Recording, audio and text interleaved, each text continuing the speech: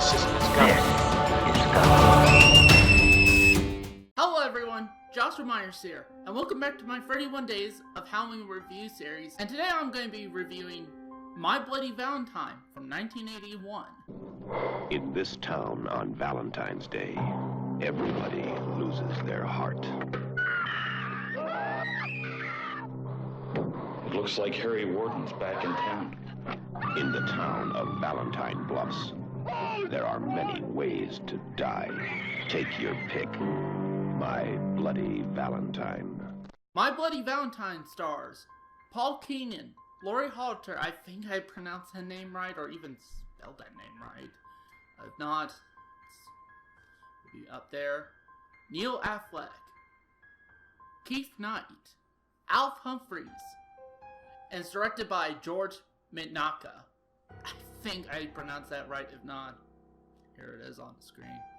And all these names I might have pronounced wrong too would probably be in the description too, just in case if I forgot to type them down on the screen, because I've been known to do that lately. So the plot of My Bloody Valentine is that friends defy the rules of a legendary murderer and discover he is real when they start celebrating Valentine's Day. I honestly think the cinematography is pretty good here, and that's probably because of the fact that I was watching it on streaming. It was a high quality version, and I was watching it on a 4K TV that upscales even standard dev video to 4K. And honestly, it looks damn good on 4K. And just overall, the shots are really done well. And another positive I have with this movie is, honestly, I dug most of the characters, honestly. I really cared for these characters. And another thing I did like, actually, was the whole love triangle thing going on between TJ, Sarah, and Axel. And here's the thing, I started to watch this like about a year ago, and honestly, and there's a lot of things that I like now about it I didn't really like the first time I watched it, like the romance in this movie, like the love triangle stuff was just so, at first I thought was so cheesy and everything. But now looking back, I actually do really like it. I thought they handled it pretty well. Plus, I also did care for all three characters involved. I also like the side story too, with the cops and everything trying to cover up the whole Harry Warden killings in that, because they want to make everybody forget that ever happened. I kind of like that subplot, but these characters still weren't assholes or anything like that. You still like these characters, so they didn't like try to make them assholes because they were covering it up or anything like that. I like that about this movie. Speaking of the killer, Harry Warden, I actually did like the idea of the killer, you know, and his backstory. And I also like the costume for the killer too, a miner's outfit with the pickaxe as the weapon.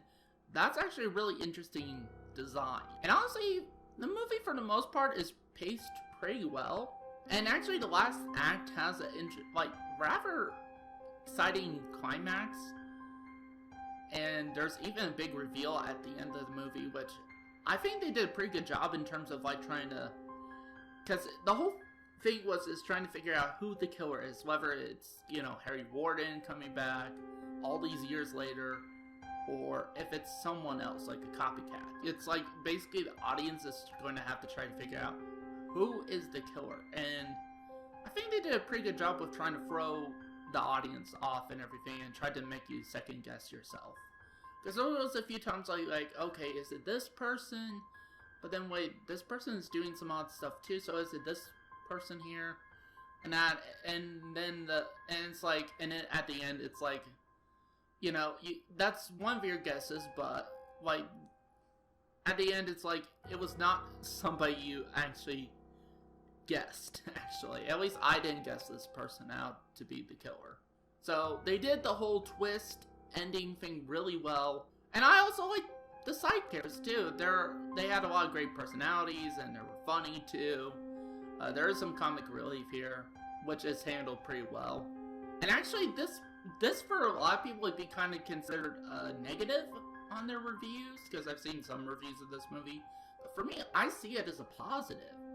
And that's the fact that they had to cut out a lot of kills they made for the movie. Like, they cut them down heavily.